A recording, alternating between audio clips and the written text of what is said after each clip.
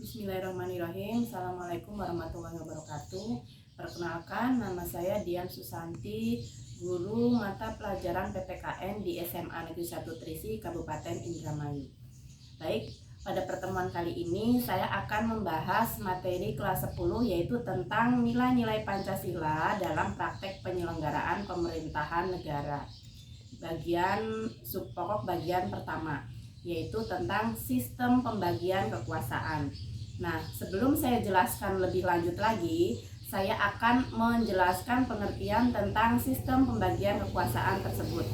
Nah, sistem pembagian kekuasaan di sini yang dimaksud adalah proses memisahkan atau memecahkan wewenang yang dimiliki menjadi beberapa bagian untuk menghindari terjadinya pemusatan kekuasaan.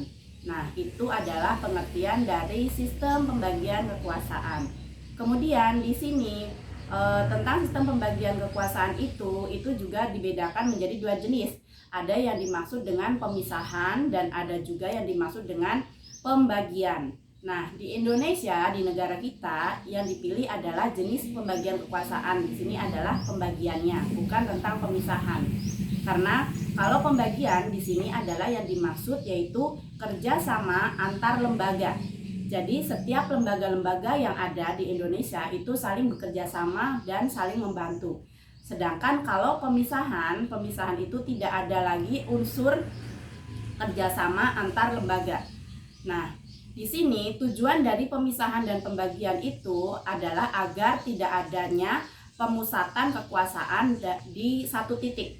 Nah, di sini juga sistem pembagian kekuasaan itu ada beberapa jenis dan dijelaskan juga oleh beberapa ahli. Nah, diantaranya ada dua ahli yang menjelaskan tentang jenis-jenis pembagian kekuasaan. Yang pertama adalah menurut Montesquieu. Nah, menurut ahli Montesquieu, di sini pembagian kekuasaan itu dibedakan menjadi tiga. Yang pertama adalah lembaga legislatif, yang kedua lembaga eksekutif, dan yang ketiga adalah lembaga yudikatif. Nah, baik, di sini akan saya jelaskan satu persatu lembaga-lembaga tersebut. Yang pertama, yang dimaksud dengan lembaga legislatif itu adalah lembaga yang membuat peraturan perundang-undangan. Nah, kemudian yang kedua itu adalah lembaga eksekutif. Siapa lembaga eksekutif itu? Lembaga eksekutif di sini adalah lembaga atau badan yang melaksanakan peraturan perundang-undangan yang dibuat oleh lembaga legislatif tadi. Kemudian yang ketiga yaitu lembaga yudikatif. Nah, kalau lembaga yudikatif ini adalah pengadilan atau lembaga yang mengadili. Nah, contoh lembaga-lembaga apa saja yang masuk dalam lembaga-lembaga legislatif, eksekutif, dan yudikatif itu? Yang pertama, lembaga legislatif. Contohnya adalah DPR dan MPR. Sedangkan yang kedua, lembaga eksekutif itu adalah presiden dan menteri-menterinya.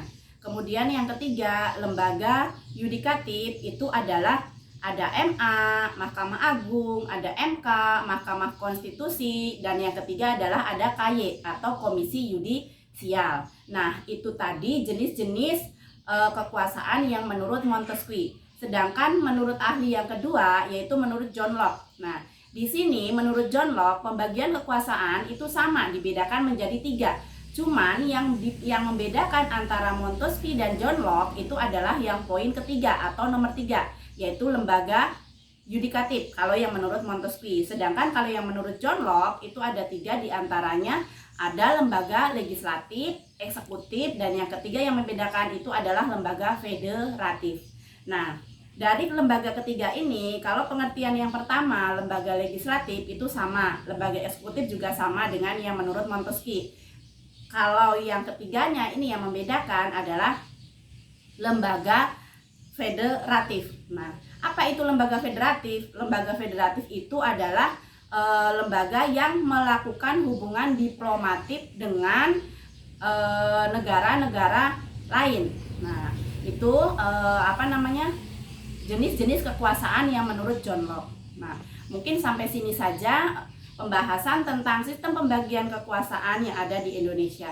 Kurang dan lebihnya mohon maaf. Wabillahi taufiq wal hidayah. Wassalamualaikum warahmatullahi wabarakatuh.